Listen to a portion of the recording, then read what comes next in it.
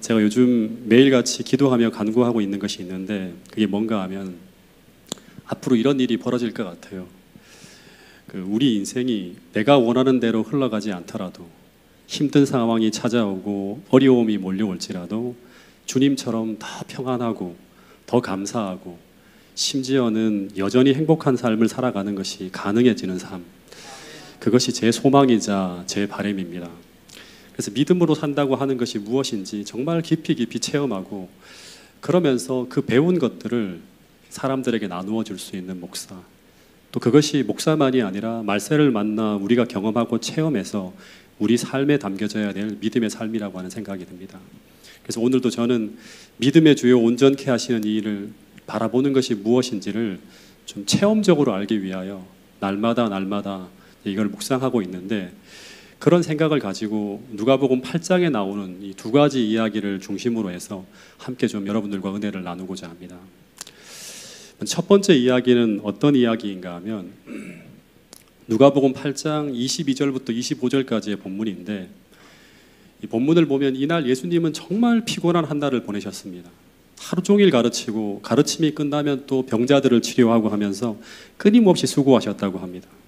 근데 문제는 예수님도 인간이기 때문에 쉬셔야 되는데, 저녁이 되었지만 군중들이 줄지 않고 계속 더 많은 사람들이 몰려오는 것입니다. 이 시대의 소망이라고 하는 책의 기록에 보면 예수님은 심지어 잡수시거나 쉬실 여가도 얻지 못하고 매일같이 이런 봉사를 쭉 하셨다고 합니다. 그래서 예수님도 인간이기 때문에 더 이상 버틸 수가 없어서 선택한 한 가지의 방법이 무엇인가 하면, 예수님이 쉬려고 하면 군중들을 떠나야 됩니다. 그래서 선택한 방법이 뭔가 하면 배를 타고 호수를 건너가는 것이었습니다. 그래서 예수님이 제자들에게 배를 띄우라고 하신 후에 배에 올라서 비교적 조용하고 한가한 이 갈릴리 동부 쪽으로 이제 예수님이 이동하게 가시게 되었다고 합니다. 여기 보면 이제 서부 쪽에 게네사렛이라고 하는 해변이 보이는데, 거기서부터 동부 거라사까지 거리가 한 10km 정도 됩니다. 긴 거리예요. 그래서 예수님이 긴 거리를 여행해야 되기 때문에 배에 오르자마자 바로 피곤과 시장기가 쫙 몰려오면서 바로 고물에 누워서 잠이 드셨다고 하는데, 이 고물이 뭔가 하면 배에는 이물이 있고 고물이 있대요. 고물은 뒤쪽 편이에요. 그래서 예수님이 배 뒤퉁이에 이렇게 이제 조그만한 배겠죠, 누워서 주무셨던 것입니다. 근데 주님이 잠드시자마자 호수의 분위기가 심상치 않게 쫙 변해갑니다. 그 맑던 호수 주위에 갑자기 구름이 막 몰려오더니 바람이 불기 시작하고, 잠시 후에 그 바람이 광풍으로 바뀌어서 배를 삼킬 듯이 막 위협하는 상황이 벌어집니다. 처음에는 이 제자들이 베테랑 어부들이라 평생 호수에서 어떤 폭풍이 몰려와도 지금까지 한 번도 배를 잃은 적이 없었대요. 스스로의 노력으로 배를 지킬 수 있다고 생각하면서 온갖 노력을 다하며 버팁니다. 근데 이번 광풍은 달랐다고 합니다. 아무리 노력해도 소용이 없는 거예요. 광풍이라고 하는 것은 방향 없이 사방팔방으로 막 바람이 불어오는 거예요. 배가 막 휘몰아쳐서 어찌할 바를 모르게 막 돌아가는 거예요. 그래서 누가복음 8장 23절에 보면 잠시 후에 배 안에 물이 차들어오면서 어떤 상황이 벌어지는가 하면 배가 침몰하기 시작합니다. 근데 이때 이 배가 침몰하기 직전에 제자들이 이 절망적인 순간 두 가지를 기억했다고 시대의 소망에 보면 나옵니다. 첫 번째 하나는 뭔가 하면 우리가 누구의 명령을 받고 지금 가고 있는가 하는 것이고, 즉 이 말은 무슨 말인가 하면 내가 이 일을 어떻게 왜 시작했는가 하는 거예요. 이거를 이 위기의 순간 생각했다고 합니다. 두 번째는 뭔가 하면 이 배에 누가 타고 있는가 하는 것입니다. 즉 이 일이 주님이 함께 하고 있는 일인가 하는 걸 생각했다고 하는 것입니다. 여러분, 우리 인생에 위기가 찾아왔을 때 이 물음을 꼭 던져봐야 됩니다. 내가 왜 이 일을 시작했지? 두 번째는 이 일에 주님이 함께 하고 계신가? 이걸 생각해 봐야 되는 것입니다. 그러면서 제자들이 이제 주님을 찾기 시작했습니다. 그래서 선생님이요, 선생님이요 하고 막 부르짖기 시작했는데 라삐요, 라삐요 했겠죠. 근데 그때 번갯불이 번쩍번쩍하면서 그 예수님의 얼굴을 탁 비치는데, 놀랍게도 그 요란한 소동 속에서도 전혀 방해받지 않으시고 편히 누워 주무시는 주님을 제자들이 보았다고 합니다. 이 장면을 한번 생각해 보면 지금 상황은 완전히 아비규환입니다. 정신없이 광풍이 몰아치고 바닷물이 들이닥치고 완전히 배는 침몰해 가는데, 근데 이 제자들이 광풍에 맞서서 사투를 벌이며 싸우고 있는데, 그런데 마치 이 소리가 들리지 않는지, 이 배에 함께 타고 계신 예수님은 이 모든 상황 속에서도 전혀 방해받지 않고 편안히 주무시고 계셨다고 하는 것입니다. 이때 제자들은 순간 이 모습을 보며 당황했을지도 몰라요. 어떻게 이럴 수가 있을까? 놀랍기도 하고 화나기도 하고. 그런데 그때 예수님은 이 제자들이 다급하게 자신을 찾는 소리를 들으시면서도 서둘지 않고요, 눈을 착 비비면서 천천히 일어나십니다. 그리고 마치 이 상황은 전혀 그런 긴급한 상황이 아니라는 듯 가볍게 일어나서 바다를 향해서 가볍게 외칩니다. 단 두 마디. 뭐라고 외쳤죠? 잠잠하라, 고요하라. 이 두 마디에 폭풍이 그치고 아주 큰 파도가 잔잔하게 가라앉고, 시대의 소망에 보면요, 별들이 하늘에서 반짝반짝 빛났다고 합니다. 즉 예수님의 단 두 마디에 세상이 이전 세상과 전혀 다른 세상으로 변해버린 것입니다. 우리도 이럴 때가 있지 않습니까? 바로 얼마 전까지만 하더라도 죽을 것 같고 암흑 같은 세상이었는데 한순간에 그 모든 긴장과 고통이 사라지고 완전히 다른 세상으로 바뀌는 것을 저는 수도 없이 경험하며 살고 있습니다. 여러분, 그래서 우리가 지금 겪고 있는 암흑과 고통이 영원할 것이라고 하는 그런 생각에 속으면 안 된다고 하는 사실입니다. 어쨌든 다시 돌아가서 예수님이 이 제자들을 돌아보시면서 한마디 이런 말씀을 하셨다고 합니다. 슬픈 듯이 이런 말씀을 하셨대요. 누가복음 8장 25절의 말씀을 같이 한번 읽어보겠습니다. 시작. 제자들에게 이르시되 너희 믿음이 어디 있느냐 하시니 그들이 두려워하고 놀란 게 여겨 말하되 그가 누구이기에 바람과 물을 명하매 순종하는가 하더라. 예수님이 제자들에게 어찌하여 이렇게 무서워하느냐, 어찌하여 너의 믿음이 없느냐, 이런 말로 꾸짖었다고 합니다. 근데 여기서 저는 좀 많은 생각을 하게 되었어요. 여러분, 왜 제자들이 이 모습이 믿음이 없는 모습인가 하는 거예요. 결국 제자들이 주님을 찾고 주님의 도움으로 이 상황이 종료되었어요. 그러면 이 모습은 믿음이 있는 모습 아닌가요? 여러분, 이 모습은 저나 여러분들의 모습 아니에요. 처음에는 막 두려워 떨지만 결국 주님을 찾고 문제를 해결해 나가잖아요. 그 이유를 찾아야지만 오늘 주님께서 우리에게 주시고자 하시는 진짜 교훈을 얻을 수 있어요. 처음 상황으로 다시 한번 돌아가 보면 먼저 첫 번째, 또다시 한번 우리가 생각해 봐야 될 게 뭔가 하면 제자들이 배를 타고 여행을 시작한 이유가 무엇이었는가 하는 거예요. 이것은 정말 중요한 것입니다. 제자들이 지금 호수를 건너가는 것이 스스로의 결정이었는가, 아니면 주님의 명령을 따라 가고 있는 중이었는가 하는 것입니다. 여러분, 누가복음 8장 22절에 보면 어떤 말씀이 있는가 하면 하루는 제자들과 함께 배에 오르사 그들에게 이르시되 호수 저편으로 건너가자 하심에 이에 떠나라고 하는 말씀이 있어요. 그러니까 제자들은 지금 주님의 말씀을 따라 순종하고 가고 있는 중이었다고 하는 게 첫 번째 우리가 기억해야 될 하나의 포인트예요. 그리고 더 중요하게 눈여겨봐야 될 것이 뭔가 하면 이 배엔 지금 누가 타고 있었는가 하는 거예요. 예수님이 함께 배에 올라타고 있었습니다. 다시 말하면 제자들은 지금 예수님과 함께 동행하고 있는 중이었다고 하는 것입니다. 그런데 놀라운 것은 뭔가 하면 그럼에도 불구하고 광풍이 일어났다고 하는 것이 중요한 것입니다. 복음서를 읽어보면 제자들이 호수를 건너가다가 두 번 폭풍을 만나게 되는데, 한 번은 예수님이 없이 홀로 가다 만나는 것이고 두 번째는 주님을 모시고 가다가 만나는 것입니다. 그러니까 주님을 모시고 가든 제자들끼리 가거든 두 경우 모두 광풍이 일어났다고 하는 것입니다.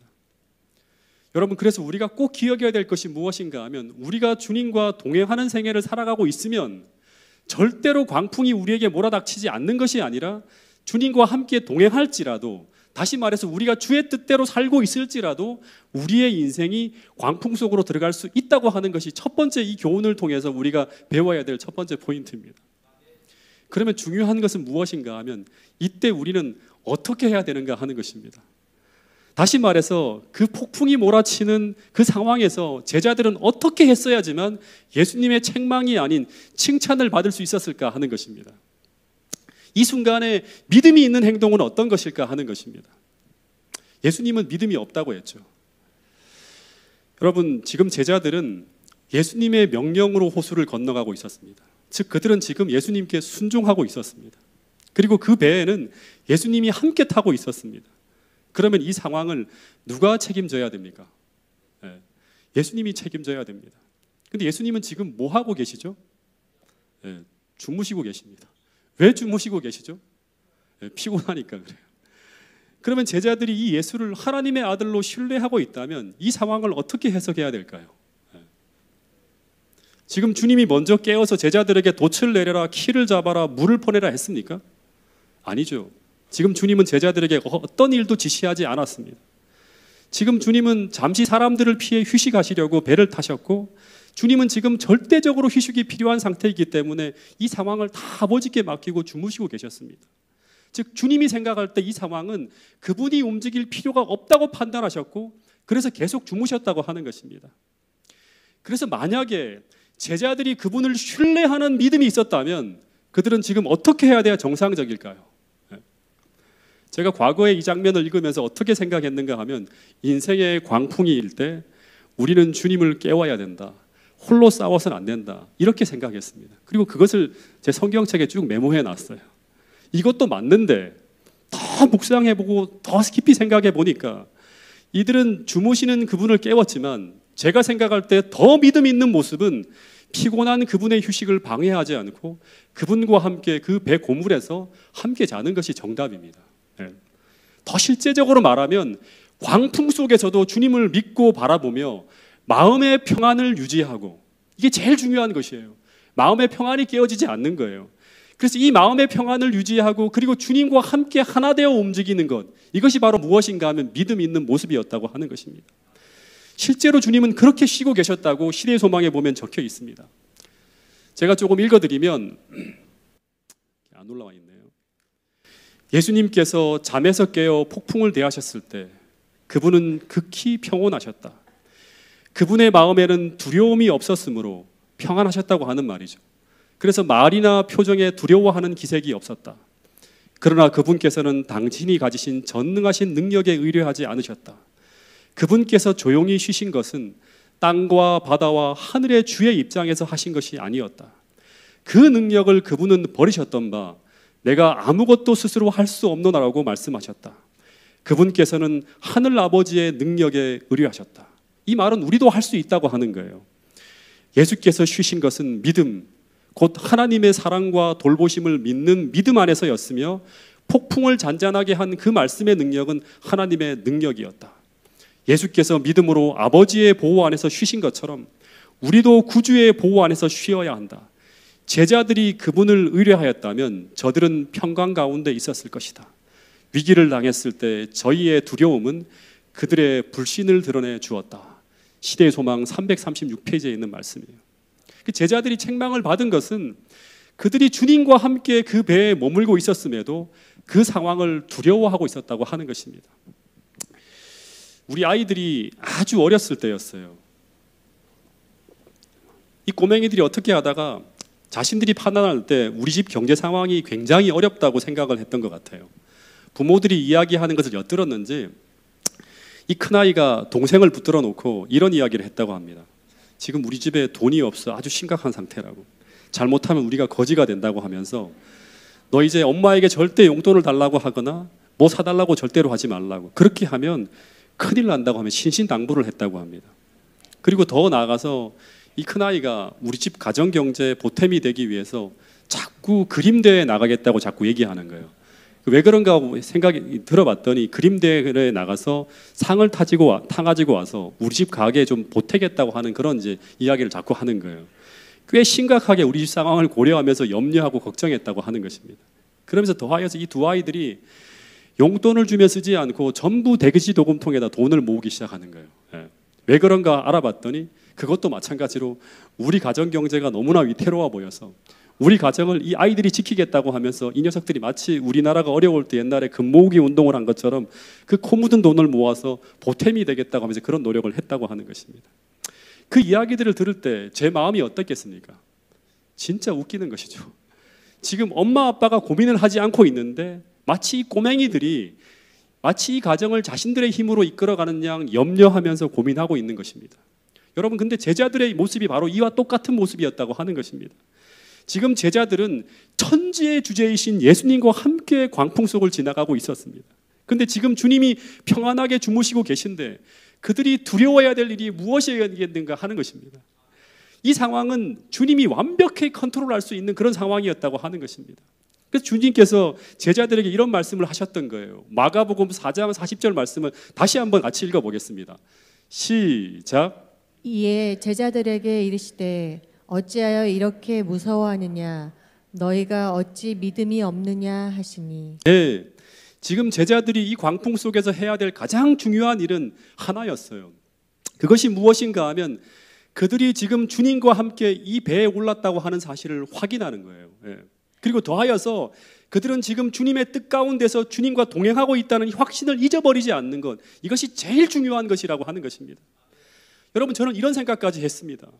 이 배를 타고 가는 제자들의 유일한 문제는 풍랑이 아니라 그들이 그 풍랑 속에서 이 배의 침몰을 막기 위해서 너무나 염려하고 애쓰는 바람에 그들이 절대 잊어서는 안 되는 주님이 이 배에 함께 타고 계신다고 하는 것을 잊어버린 거예요. 이게 가장 문제였어요. 여러분, 기억하시기 바랍니다. 지금 우리 상황이 아무리 암울하고 아무리 광풍이 몰아치고 심지어 물이 차들어오면서 그래서 마치 내 인생의 배가 마치 침몰하는 것처럼 보인다 하더라도 나의 인생의 배에 주님이 타고 계시다면 그 배는 비록 흔들리면서도 주님이 원하는 목적지를 향하여 분명히 가고 있다고 하는 것을 잊지 않아야 한다고 하는 사실입니다. 이 확신이 흔들리지 않는 것이 정말 중요하다고 하는 것입니다. 여러분, 그러니까 문제는 내 인생에 광풍이 부는 것이 문제가 아니라 내가 지금 이 광풍이 몰아치는 인생 속에서도 주님을 잃어버리지 않고 주님과 동행하고 있는가, 아니면 주님을 잃어버린 채 나 홀로 분주히 가고 있는가 하는 이것이 이 믿음의 문제가 가장 중요한 문제라고 하는 사실입니다. 실제 믿음의 노독들의 삶을 보면 요셉이든 다니엘이든 야곱이든 아브라함이든 그 모든 믿음의 사람들의 생애를 보면 그들의 인생에 광풍이 불어올 때, 그들이 애굽의 노예로 팔려가든 바벨론의 포로로 잡혀가든 심지어 감옥에 떨어지는 언제나 변함없이 따라가는 말씀이 하나 있었어요. 그게 무엇인가 하면 그들의 삶에 여호와께서 함께 하셨다고 하는 말씀과 또 하나는 주님이 함께 하심으로 말미암아 그들의 생에 하나님의 뜻이 이루어지는 형통을 경험하고 있었다고 하는 것이 이 똑같은 패턴이 계속 반복되어 나온다고 하는 사실을 여러분들은 주목해야 된다고 하는 사실입니다. 창세기 39장 1절부터 3절에 보면 요셉이 애굽의 노예로 팔려갔을 때 광풍이 불었죠, 그의 인생에. 근데 2절에 보면 어떤 말씀이 나오는가요? 여호와께서 요셉과 함께 하심으로 그가 형통한 자가 되었다고 하는 이야기가 나옵니다. 창세기 39장 23절에 보면 또 이런 말씀이 나와요. 이건 같이 한번 읽어보겠습니다. 그가 감옥에 떨어졌는데도 이런 말씀이 나옵니다. 같이 한번 읽어보겠습니다. 시작. 간수장은 그의 손에 맡긴 것을 무엇이든지 살펴보지 아니하였으니 이는 여호와께서 요셉과 함께 하심이라. 여호와께서 그를 범사에 형통하게 하셨더라. 요셉이 애굽으로 팔려가고 감옥에 떨어지는 인생의 광풍이 몰아치고 있었지만 언제나 요셉의 생애에는 여호와께서 함께 하심으로 그가 범사에 형통하게 되었다고 하는 이 말씀이 끊임없이 따라가고 있다고 하는 사실을 우린 기억해야 됩니다. 이 말이 무슨 뜻인가 하면 요셉이라는 인생에 우리가 보기에는 다 엉클어지고 망가져가는 것처럼 그렇게 보이지만, 그러나 요셉이라는 인생의 배에는 하나님께서 함께 타고 계심으로 하나님이 인도하시는 방향으로 순항하고 있었다고 하는 그런 말과 같은 말입니다. 사단은 그의 인생을 망쳐버리고 광풍으로 몰고 갔지만 그가 주님을 잃어버리지 않았을 때 언제나 요셉의 인생은 사단이 원하는 방향이 아니라 하나님께서 원하시는 방향으로 그 인생의 배가 나가고 있었다고 하는 뜻입니다. 여러분, 이것이 바로 오늘 우리가 이루어야 할 형통이라고 하는 사실입니다. 여러분, 성경에서 말하는 형통이라고 하는 것은 우리 생에 하나님께서 함께 하심으로 말미암아 내 뜻이 이루어지는 것이 아니라 하나님의 뜻이 이루어지는 것, 이것이 바로 성경에서 말하는 형통입니다. 여러분, 그러니까 우리 인생에 광풍이 분다고 염려하시기 마시기 바랍니다. 내 인생이 아무리 곤란한 지점으로 들어가고 있다고 하더라도, 아무리 불편하고 아무리 절망적인 지점을 향해 나가고 있다고 하더라도 여러분, 염려하지 마시기 바랍니다.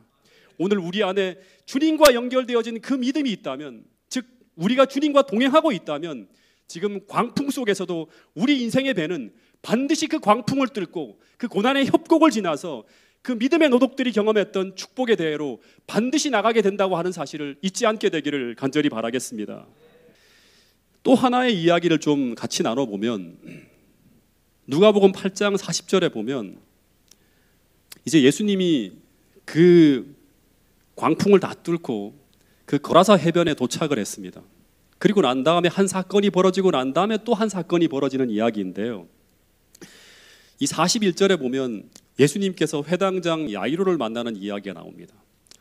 회당장이라고 하면 이 회당에서 공중 예배를 담당하는 랍비라고 생각하면 됩니다. 근데 이 도도한 랍비가 예수님의 발 아래 엎드려서 내 어른 딸이 죽게 되었으니까 제발 오셔서 고쳐달라고 간청을 합니다. 근데 이 딸이 어떤 딸인가 하면 42절에 보면 12살 된, 그것도 하나밖에 없는 어떤 딸이다? 외동딸이에요. 그러니까 이 상황이 얼마나 절박하고 얼마나 간절했는지 알 수 있겠죠. 이 도도한 랍비가 이제 딸아이의 생명이 경각에 달려있는 상황에서 앞뒤 안 가리고 달려 나온 것입니다. 근데 이때 주님이 이 회당장 야이로의 청을 수락해서 그의 집을 향해 나갑니다. 수많은 군중들이 함께 쫙 이동해 나가는 거예요. 근데 이 야이로의 마음이 너무 급하고 지체하면 안 되는 상황이었어요. 근데 이 예수님의 걸음이 얼마나 느린지 느릿느릿 가는 거예요. 그러니까 계속 광풍이 불고 있는데 문제를 향해서 빨리 예수님이 들어가셔야 되는데 안 들어가시고 있는 것처럼 그렇게 보이는 거예요. 시대의 소망이라는 책을 보면 이 회당장 야이로의 집과 예수님이 계셨던 곳이 멀지 않은 곳이었다고 합니다. 조금만 서둘면 금방 갈 수 있는 거리인데 너무나 느릿느릿 가는 거예요. 근데 조금 지나자 그것도 모자라서 자신의 집은 이쪽인데 직선으로 가지 않고 자꾸 옆으로 갈짓자 걸음을 걸으시다가 군중 때문에 밀려서 그런지 몰라도 심지어 뒷걸음질까지 치는 거예요. 이 야이로의 입장에서는 막 밀고라도 가고 싶은 그런 상황이었을 거예요. 자신의 소중한 딸이 지금 죽게 생겨서 급해 죽겠는데, 근데 이 예수는 거기에는 전혀 관심이 없는 것처럼 그렇게 행동하고 있는 것입니다. 여러분, 그런데 우리도 그럴 때가 있지 않습니까? 나는 급해 죽겠는데 예수님은 도대체 내 문제에 전혀 관심이 없으신 것처럼 느릿느릿 너무나 여유를 부리는 것처럼 보일 때가 있지 않습니까? 여러분, 그런데 회당장 야이로도 주님의 영광스러운 구원을 경험하는 과정에서 그런 경험을 했다고 하는 것을 여러분 기억할 수 있게 되기를 간절히 바라겠습니다. 그러다 갑자기 돌발 상황이 벌어집니다. 수많은 사람들이 예수님의 몸을 밀고 당기고 하는데 갑자기 예수님이 딱 멈춰서 가지고 누가 나의 옷을 만졌다고 하는 뚱따지 같은 말씀을 하는 거예요. 수많은 사람들이 만졌는데, 그러면서 46절에 보면 12년간 혈루증으로 고생하던 한 여인이 너무나 기쁘고 감격스러운 표정으로 주님 앞에 탁 나타나갖고 자신이 낫게 된 이야기를 합니다. 여러분, 이 이야기를 우리는 아주 은혜스러운 이야기로 들을 수 있지만 지금 야이로의 입장에서 이 장면은 정말 애간장이 타들어가는 너무나 답답한 상황이 벌어진 거예요. 지금 한시가 급한데 이 여인을 불러놓고 손을 댄 이유와 낫게 된 모든 상황을 모든 사람들 앞에 공개하게 하시고 그 이야기를 하나하나 다 들으신 후에 딸아, 내 믿음이 너를 구원하였으니 평안히 가라, 이런 말씀을 하면서 이 여인을 보내는 것입니다. 정말 이 여인보다 자신의 딸이 훨씬 더 시급한데, 자신의 딸은 지금 생명이 경각에 달린 상황에 놓여 있는데 도대체 이것은 해도 너무한 것처럼 보였을지 모를 것입니다. 한 번은 우리 딸아이가 초등학교 입학하기 전에 이제 입학식이 다가오는데 엄마에게 계속 묻는 거예요. 엄마, 가방 사놨어? 공책은? 연필도 필요한데 학교에선 실내화 신고 가는데 엄마 실내화 준비해 놨어? 하면서 한 달 전부터 계속 묻는 거예요. 딸아이의 생각에는 엄마가 자신의 입학식이 다가오는데 겉으로 보기에는 엄마가 다른 일이 너무나 바쁘게 이렇게 돌아가는 모습을 보니까 도무지 자신의 입학식엔 관심이 없는 것처럼 보이는 것입니다. 다시 말해서 자신은 급해 죽겠는데 엄마는 너무나 무관심하게 하루하루를 보내는 것처럼 보여서 이 다인이가 애가 타는 것입니다. 그래서 계속 묻고 또 묻고 하면서 체크를 하는 거예요. 근데 엄마는 정말 무심하게 하루하루 보내고 있었을까요? 그렇지 않습니다. 엄마의 마음에는 다인이의 입학식 때 무엇이 필요하고 어떻게 그것을 구입해야 될지 이미 모든 계획이 다 세워져 있었습니다. 조금 있으니까 가방은 이모로부터 딱 들어오고, 노트와 연필과 필통은 엄마가 이마트에 가서 구입해오고, 심지어 다인이가 생각하지 못했던 새 신발과 초등학교에 들어가면 새로 입어야 할 새 옷까지 엄마는 다인이가 생각하고 있는 것 그 이상을 엄마가 생각하면서 그 날짜에 맞추어서 하나하나 다 엄마의 계획대로 다 준비하고 있었습니다. 여러분, 예수님도 마찬가지일까요? 여러분, 주님께 맡겨진 문제는 우리를 사랑하시는 하나님께 맡겨놓은 것입니다. 그렇다면 주님은 다인이 엄마보다도 더 치밀한 계획 속에서 그 문제를 풀어가고 있는 것입니다. 여러분, 그래서 문제는 상황이 어떻게 변해가는가가 중요한 것이 아니라 이 상황이 얼마나 급박하게 돌아가고 있는 것이 문제가 아니라, 또다시 반복해서 말하지만 정말 중요한 것은 무엇인가 하면 지금 내가 이 문제를 해결하실 수 있는 능력을 가지신 그 주님과 함께 가고 있는가, 내가 끝까지 믿음으로 주님을 붙들고 이 광풍 속을 지나가고 있는가가 가장 중요한 문제라고 하는 사실을 우리 모두가 꼭 기억할 수 있게 되기를 간절히 바라겠습니다. 여러분, 그래서 이 해당장 야이로는 지금 이 상황이 아무리 급박하다 하더라도, 아무리 초조하게 흘러간다 하더라도, 아무리 지체하는 것처럼 보인다 하더라도 주님을 끝까지 기다리면서 주님과 함께 움직여야 된다고 하는 사실입니다. 여러분, 내가 주님과 동행하고 있다고 하는 이 말은 이 문제를 하나님께 맡기고 주님의 방법으로 이 문제를 해결하기 위해서 주님을 앞세워 나간다고 하는 말과 똑같은 말입니다. 여러분, 그런데 그렇게만 할 수 있다면, 그렇다면 이 상황이 어떤 상황 속으로 흘러간다 하더라도 우리에게는 반드시 소망이 있다고 성경은 이야기하고 있습니다. 잠언서 2장 24장 14절 말씀을 같이 한번 읽어보겠습니다. 시작. 이것을 얻으면 정령이 내 장래가 있겠고 내 소망이 끊어지지 아니하리라. 이것을 얻으면이라고 하는 이 말은 우리가 주님과 동행하고 있다면 하는 말입니다. 그러면 정령이 내 장래가 있겠고 내 소망이 끊어지지 아니하리라. 여러분, 이 말씀을 꼭 믿게 되기를 간절히 바라겠습니다. 어쨌든 시간이 많이 지체되었고 너무나 염려가 되었는데 49절에 보면 집에서 연락이 날아옵니다. 그 연락이 어떤 이야기인가 하면 비보였어요. 딸이 죽었다고 하는 것입니다. 여러분, 이것은 어떤 이야기인가 하면 문제가 생겼는데 그 문제가 내가 그동안 염려하던 그대로 이제 최악의 상황으로 떨어졌다고 하는 것입니다. 사랑하는 딸아이가 죽었다는 이 통보를 받았을 때 아마 이 아이로는 생각해보면 주체할 수 없는 막 눈물을 흘리면서 통곡을 했을 거예요. 이 순간 얼마나 예수님이 원망스러웠을까요? 조금만 더 서둘렀다 하면 이런 문제가 생기지 않았을 텐데 예수님이 너무 원망스러웠을 거예요. 여러분, 그런데 우리도 이런 상황으로 빠져들어갈 때가 있죠.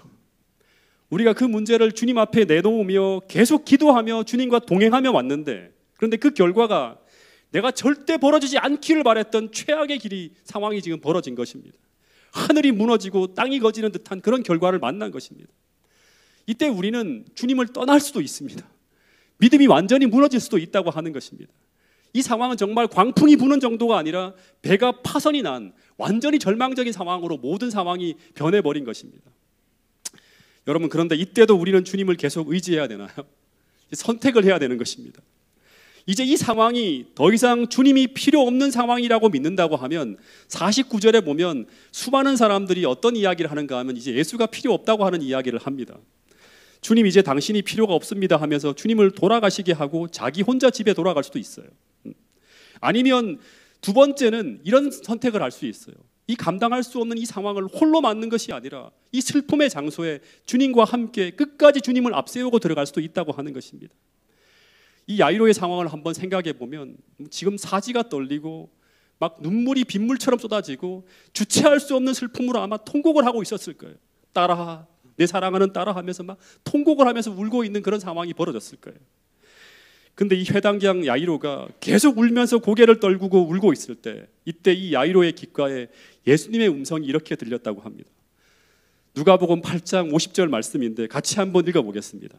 시작. 예수께서 들으시고 이르시되 두려워하지 말고 믿기만 하라.